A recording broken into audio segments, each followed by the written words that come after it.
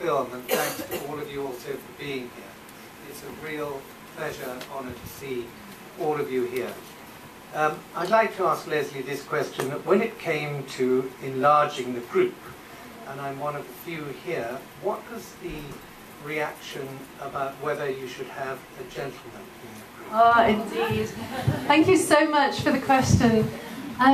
What I would like to say, and I'll offer it out as well, but these conversations happen in all aspects of Maggie Centres, and likewise there are men's groups where very typical, very similar conversations happen as well. But I felt that the dynamic of the group really worked as it was, and so I was reluctant to, especially at such a vulnerable time, to put in an extra dimension. But I wonder if anybody would like to comment on the pros and cons of having a guy in the group.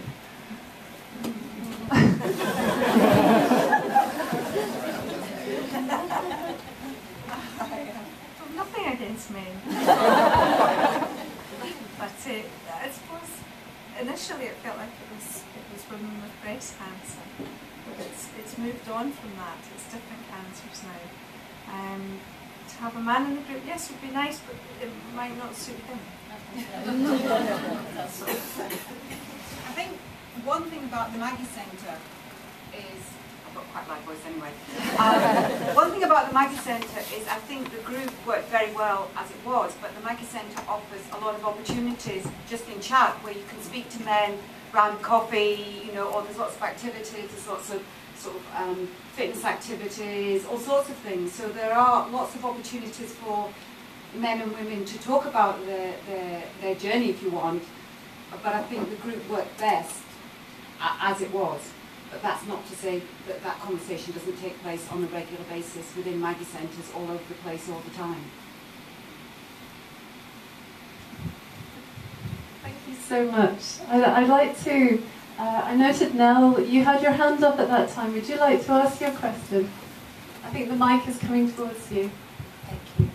Well, I'm silenced by courage, and I'm interested in how you found the courage from each other, how that helped give you courage because you were a group. I'm very interested in how we get courage. Does anybody feel that they could kick off on the answer here?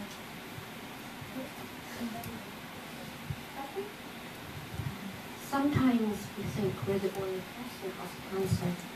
We think, oh dear me, I've got cancer, this is awful. And then we come to this group and we discover these girls, much, much younger than I am, have different kinds of cancer, and they're coping even better than I am, who've seen a better life. So it's a privilege to be with every single one of these girls. It's a very, very humbling experience, and I'm all the better for going to Maggie's. I just wanted to say that Ruth had said in the film that she joined the group to see what it was like to die from cancer. I joined the group to see what it was like to live with cancer. I was just also going to say that you don't feel quite so isolated once you meet other people. Otherwise you think, oh, I'm on my own, who am I going to talk to? But once you go into the Maggie Centre, once you join the group, you don't feel so isolated, and you sort of find a rapport with the other members of the group. Do you find that rapport and that lack of isolation, is that part of it? Are those the ingredients that give you courage? I think they are, yes, to a certain degree, and how other people cope with it. So, yeah.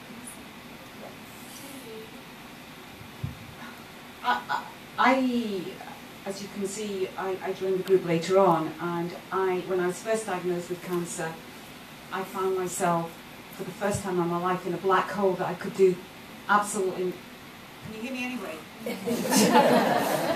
I was in a black hole that I could do absolutely nothing about, and in my life I'd always been able to deal with things by working harder, putting more hours in, and seeing the problem and solving it, and I got to a terrible place where for the first time I couldn't do anything about it and I didn't know what to do. And through the Maggie Centre and through Leslie, I got put in touch, and I'm so privileged to have met all these ladies, and it is a source of total inspiration to see there are people who are not only in your position but in a worse position than you, and they're not lying down moaning, they're not groaning, they're not saying, oh woe is me, life is so awful. They're getting on with it and they're making the most of it, and they are a joy, an absolute joy to be with, and that inspires you, and I don't even think you need to think about the courage. You just look at them and see what they're doing, and then you have no choice but to face it and get on with it. And I think we all find the same. Is that a fair summary? Noel, did that answer your question? It does. Who else would like to ask a question? May I ask? No, I got a loud voice. Maybe not for you, Ruth. Have you got any words of advice for friends and families? Any do's and don'ts? What do you like to be asked about, and what don't you like to be asked about? Can I answer that one? I don't think I can answer. I feel just like you. And I don't like when people say to me, you look so good. But what do you expect me to look at? Do they want me to be, look as if I'm dying? I've been told 4 times I have cancer. It spread like 3 times after the first one. But I put my illness in a box. So, I don't know, I'm just like you, like to see it, but it's how other people, so I just say to them, I feel good. If I don't feel good, I'm not going to say that too good today, but most of the time I do feel good. I mean, in terms of how you help people around you to kind of be alongside in the right way. So sometimes people will say, you look so good, or they'll try and protect you. And I don't want that. I don't want to be protected because I'm just like them apart from having an illness. So how would you guide perhaps some of the friends and family who perhaps are here tonight who actually do know somebody with cancer? What would you guide? Obviously, you probably want to protect your loved one, but don't smother them. Remember that they want to get on with their life, and they don't want to always be reminded of having this terrible disease. It's such a finding that it's a delicate task. Can I just ask, but what about those people that are feeling really alone, are struggling to, thank goodness that you feel good about it, but there are a lot of people that perhaps are terrified that they're going through it on their own. So we as family and friends want to try and make them feel better or help them to feel better. Obviously, I've met quite a lot of people through using Maggie's who have been diagnosed, and I always tell them to come along to Maggie's because there's some people out there that they're too frightened to come. I know some people have said to me they thought it was a hospice, that they didn't want to come through the doors, and you won't know until you obviously go through. Yeah, you're right. We don't all cope differently. But again, talking to somebody with the illness, I heard Karen, when Karen first came, I spoke to Karen, and you said that I helped. So again,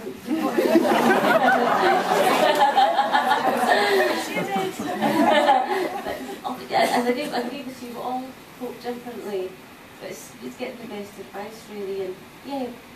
And I don't know what else to say, but I do understand what you're saying. I wonder if I could ask Amy, you know everybody's stories, and I wondered if you could address that question about the idea of how to help somebody who is feeling isolated, especially with friends and family. That person.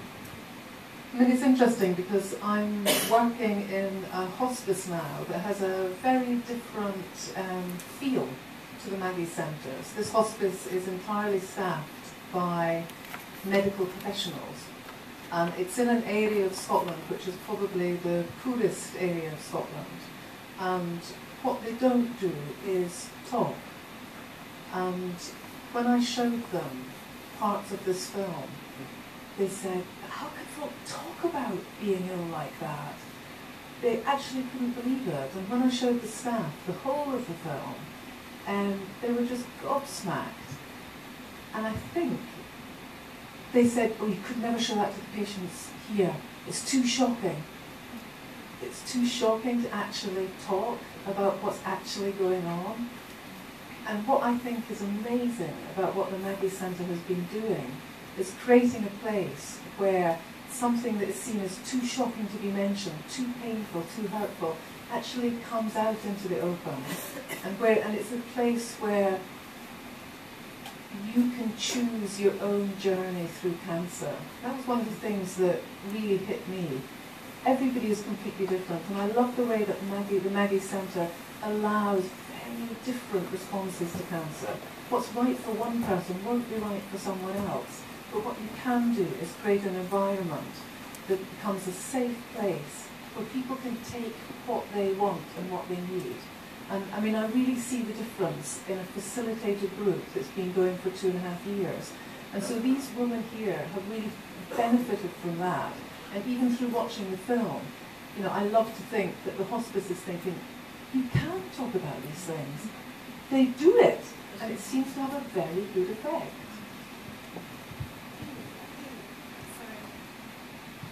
Point is very important, which is why I wanted everybody, it's because it's having to try and find a way where you can tailor what support is out there to somebody who's perhaps even not ready to really open their mind at all.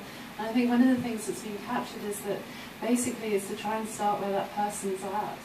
And I mean, great, if you can get them into a Maggie Centre, then we'll start a conversation and a line of conversation that person can accommodate. But I do appreciate that it's often the friends and family sometimes who are the ones that encourage or try to encourage. But they themselves can come in anyway.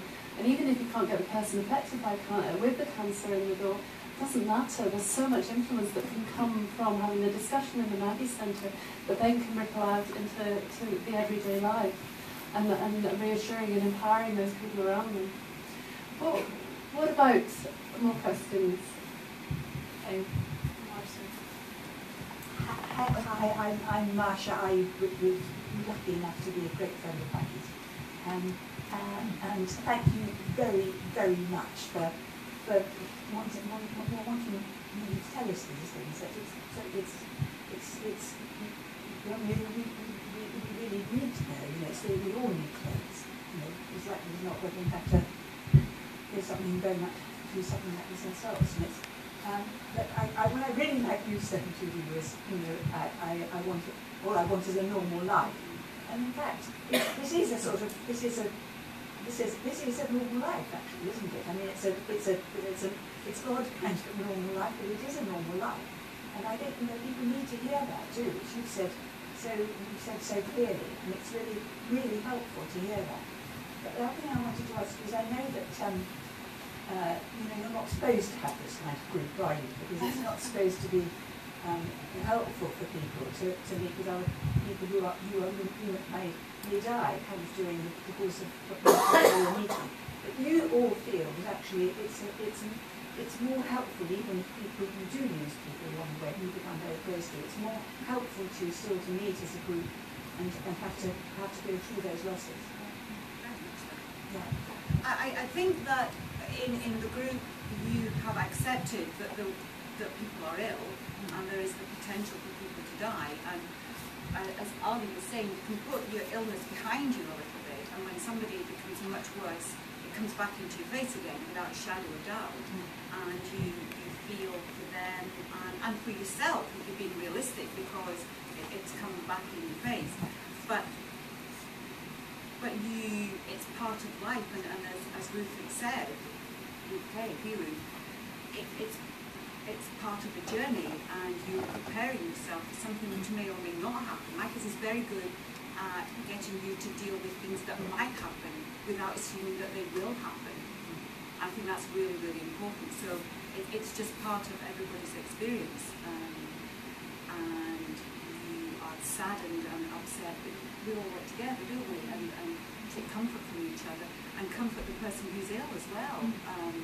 I think that is very, very important. You know, I think one of the things that these ladies have told me is life is for living, and the Maggie Centre isn't a place for people dying. The Maggie Centre is a place for life and living, and you go there and it's just fantastic and it's full of life. And that is just such a relief when you have decided you're going to die within the next couple of weeks, which you do when you're first diagnosed with cancer. You think that's it. And then you realise that there's amazing things going on, and you are swept along as part of it.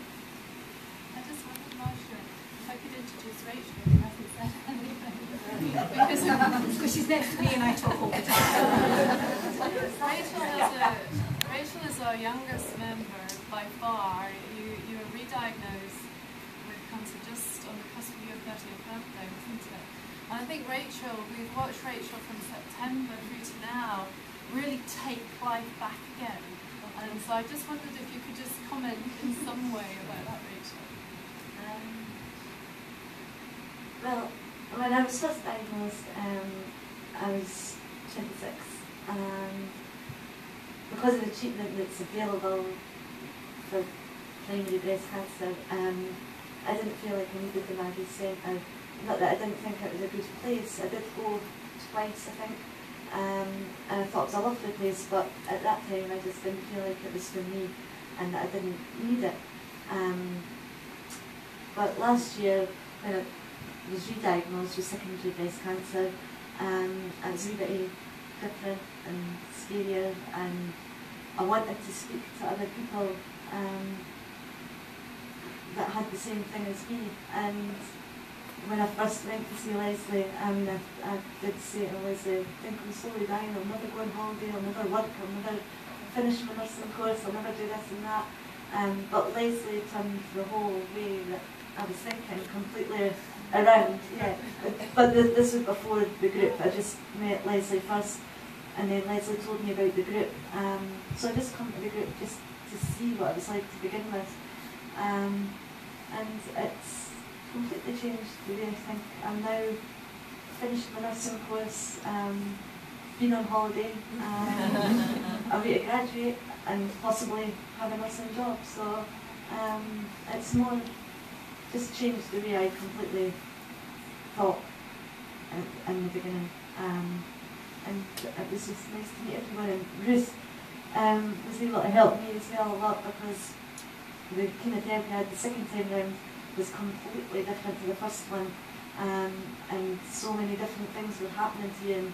And I remember Ruth saying to me, "Oh no, your nails will fall off. No, that's what mine look like, but look, they grow back, everything's fine.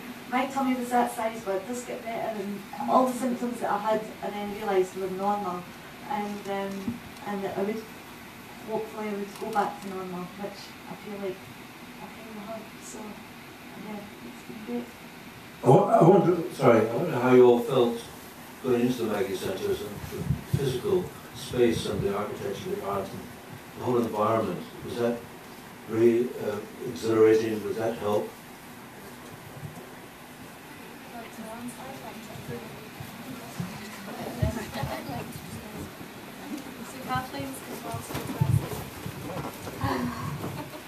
Came out of 9 Miles Hospital. What do? Where do you go? You're grieving, you're sad. What do you say to your family? Then you come out the door of 9 Wells, and there across the road is this building. And that's it.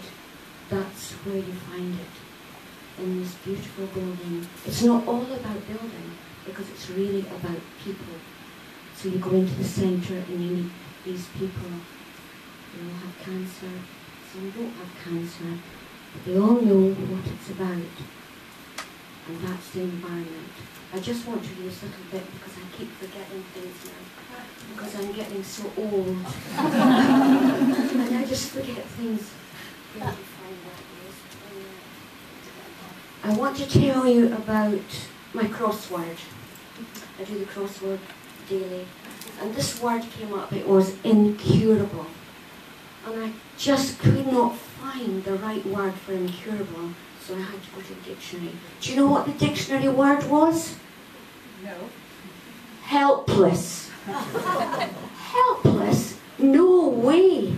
Or it was hopeless. That was the other word. Hopeless. No.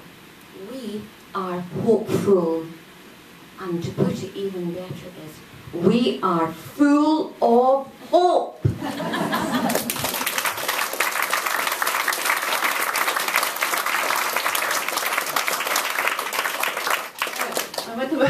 Thank you. One of the things for anybody who's worked in the Maggie Centre, there's this beautiful synergy between the relationships that are formed within the centre, but also the way that the architecture kind of enables it.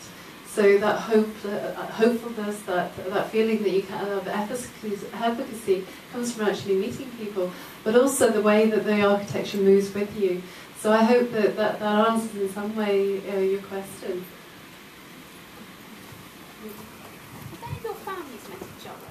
Or your husbands or children? Have any of your families or children or husbands met each other? We've got some Husbands, put your... Yeah. We do have some husbands here. So Colin and PJ and John.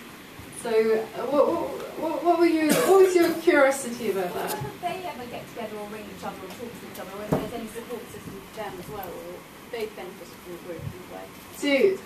So Ruth and Karen, would you like to answer the question, or should I give it to PJ and John? I'm John, I'm husband to Ruth, and I think the first thing that happened with Maggie's in the group was her phone bill went shooting up. It was constantly ringing, and obviously it was a huge amount of telephone traffic coming from the Maggie's group, which is great, because I think from my husband's perspective I saw Ruth get a huge lift and enlightenment from the whole thing. And I mean, to answer the previous question, when we went across to the Maggie Centre, the ambience there was absolutely wonderful and peaceful, and I think all the things that were said before, you could go in there and see a friendly face, and there wasn't the usual sort of hospitalisation kind of environment. So yeah, PJ, Karen, Ruth and I got together, we went out, we plant garden plants and all that boring stuff, don't we, and walk the dogs. But no, it's been absolutely wonderful. And I think the great shame of this is taking such a tragic kind of disease to bring such wonderful people together, because if we'd have met people like this in our normal sort of lives without having to visit cancer first, they have absolutely been friends for life, that's for sure.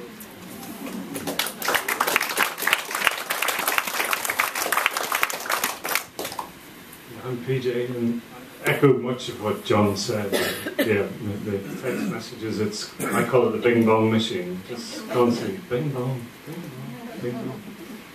I suppose the big thing for me was that I want Karen every week to be facing this, to be going in and sort of talking about her sort of this horrible illness, and could she sort of deal with the fact that some people in the group wouldn't be there the next week. And I would constantly think to myself, is this good? Is it right? And I think the last 3 months probably a classic with Ruth, who I got to know and really sort of linked with as well. But you just, Maggie's sort of helps you to reach out, help yourself. And you know, Leslie does a classic, this graph goes and up and back up again. Just even putting it on a diagram helps you sort of realise that you'll go through this tough time. Let yourself go through that tough time, because if you don't, you just won't come back out the other side quite so well. But if you let yourself, and you know a little bit how to do it, it's just absolutely fantastic. So it just makes it, we would never be, we have a brilliant time. We actually have a ball. We're all having a, we would never have done that if Maggie's hadn't shown us how to do it, I think.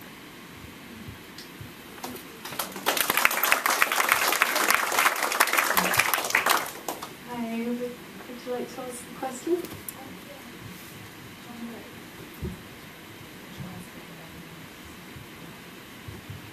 Thank you. My late father suffered from cancer and died nearly 5 years ago now. I'm sitting here and part of me is like, I wish he'd had a group of boys to talk to. I'm not sure Papa would have really gone for that though, it wasn't quite his style. But I still can't help thinking that he would have really benefited from it, just watching all of you girls together.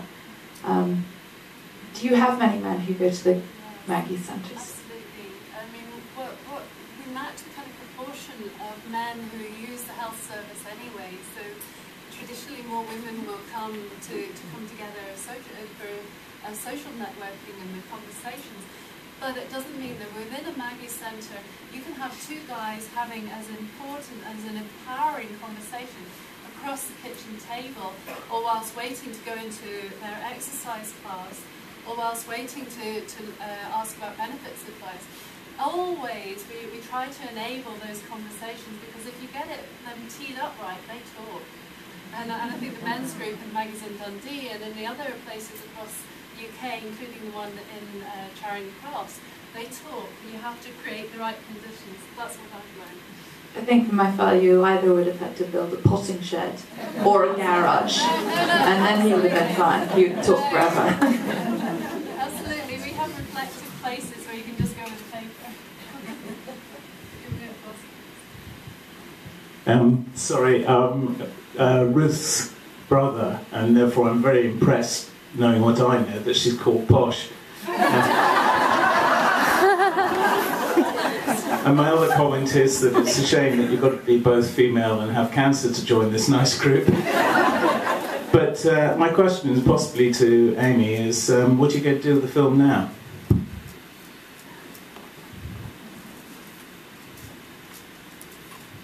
In a way, that's more of a question to Leslie and to Laura, because this film was commissioned by the Maggie Centre specifically to make a film about this group, because they were doing something really quite groundbreaking. I know what I want to do with it, which is, I love the fact that when we did our first screening in Dundee, we had a lot of you had managed to bring the health professionals associated with your treatments into the audience. And I felt that those doctors and some of those nurses, some of these social workers, they were actually healing what it's like to suffer from cancer for the first time, even though they've been dealing with it for years and years and years. So I would love to see many, many more screenings with a lot of health professionals and also with a lot of patients' families, so that you get to, in a way, join me in the privileged position that I've been in, of sitting in the background and learning how it really is.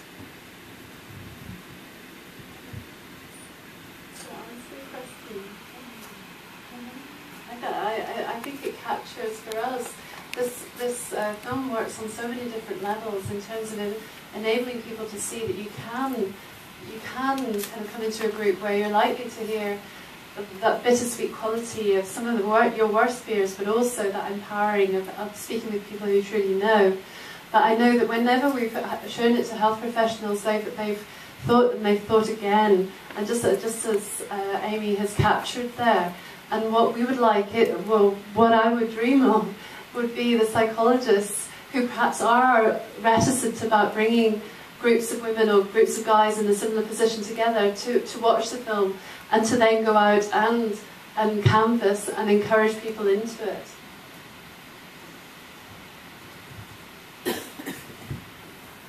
Frances.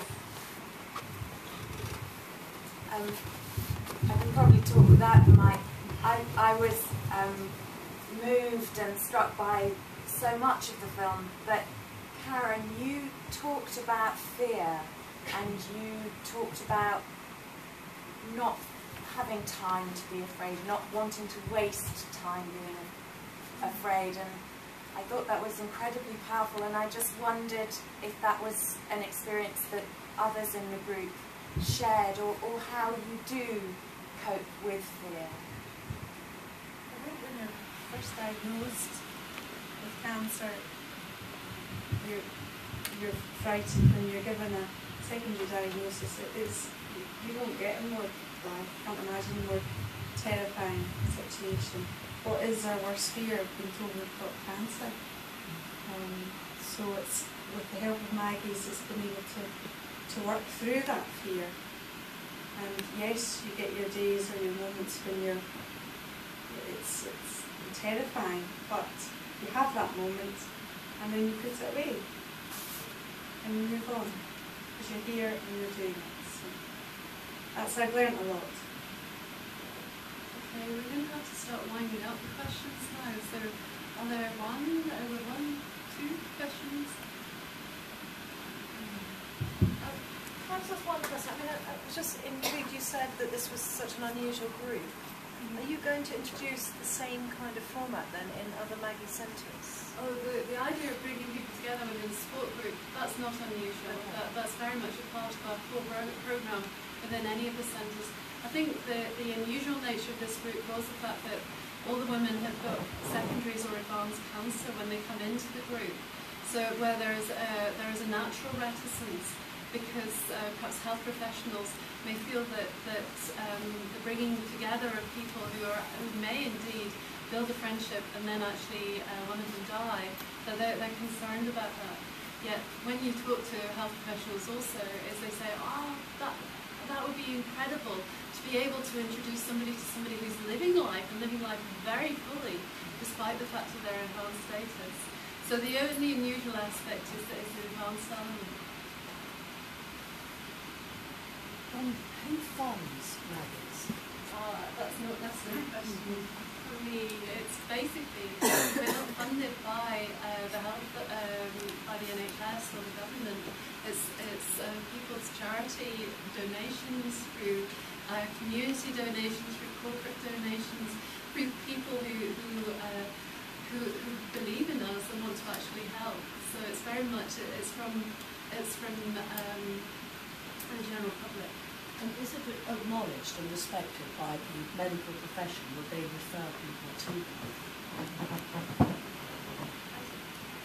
I felt at first when this first time was 2004, and just had this conversation the other today. It was my husband, he couldn't cope, and he said one day he found himself at Maggie's, but they didn't say to us in the hospital, go to Maggie's, but as time goes by, more and more people have been told by the doctors and nurses, Maggie's is on the site, go upstairs, try some of the group, so it's more and more that they're asking us to use it. But at the beginning I didn't feel telling us about it.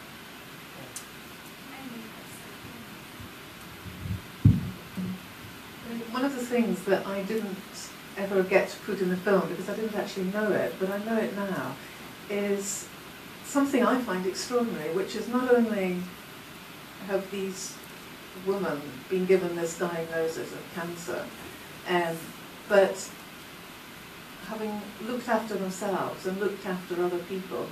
I have to just tell you that Judy, a very short time after surgery, went out and did the monster hike and bike and raised £5,000 for the Maggie Centre, meaning that this kind of service can be offered to more people.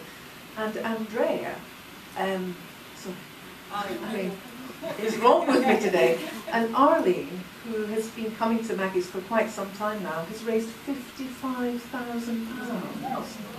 My way of coping with my illness is if I could help the next lady or gentleman who comes through that door, that's how I cope with my illness.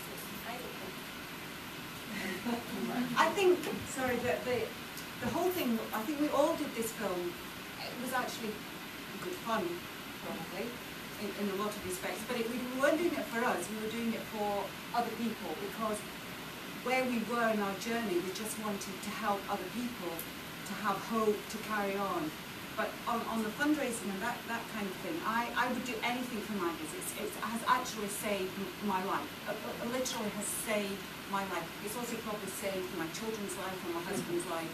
And I'll stop in a second. But very briefly, I would never wish to be where I am, but I have gained huge things from having cancer. I've met amazing people. You saw my daughter in the film. I had quality time with her that you could not pay for. You could not pay for 9 months of her support and help, absolutely fantastic.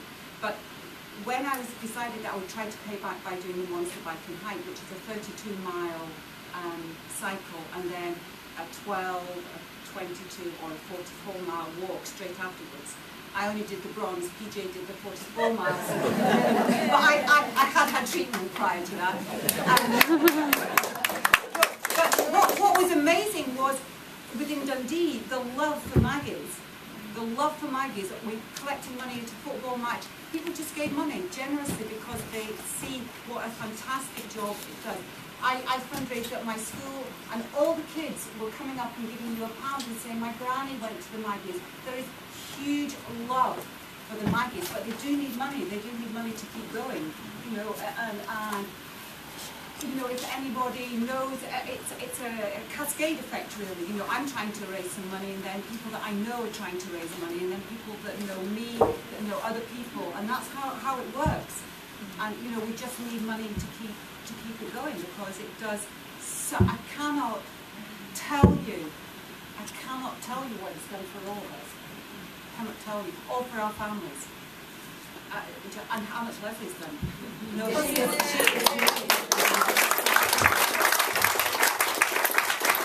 We're going to have to draw the questions to a close now. But just to answer your question, although the money comes from the generosity of the general public and the different relationships that we form from our fundraisers, we are seen as an integral part of the pathway for anybody within the NHS who is seeing somebody in need of just that extra help. The support that the NHS just can't, they can offer so much, but they know when there's a little extra help, and that's when they refer people over to Maggie's. Okay, so I hope that finishes and answers the majority of the questions. I'd like now to actually introduce you to Amy Hardy and to say a few words, but then also our chairperson, Nigel Kaiser. I think Amy's said her, so I'll hand you over to Nigel.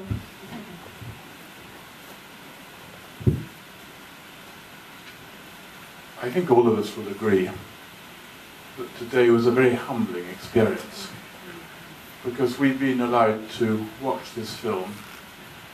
We've been allowed into the homes of this very brave group of women and their families. And for the many people in this room who help Maggie's, I think it sort of makes it all worthwhile, because you can see what it's all about. I mean, I could not begin to express better than they have done, nor I do think that Laura or Leslie.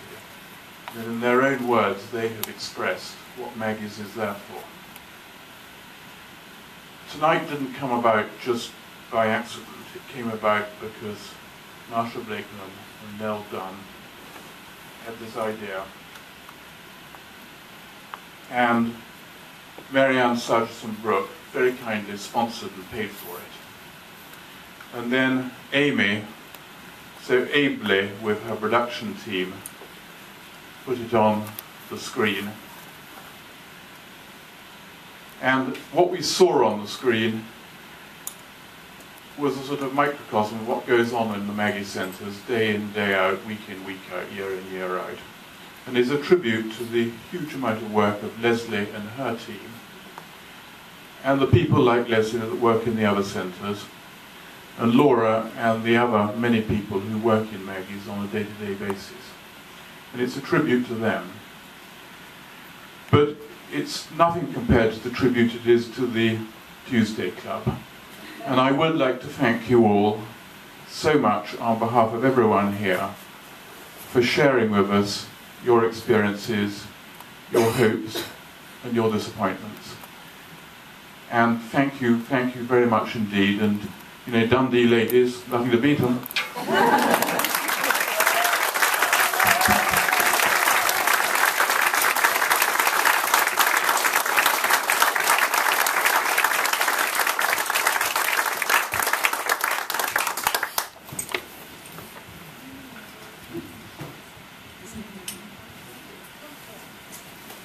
Thank you very much, everybody. Please feel free to kind of mill. You don't have to rush off. If you want to ask a particular question of perhaps one of the ladies, then you're very, very welcome.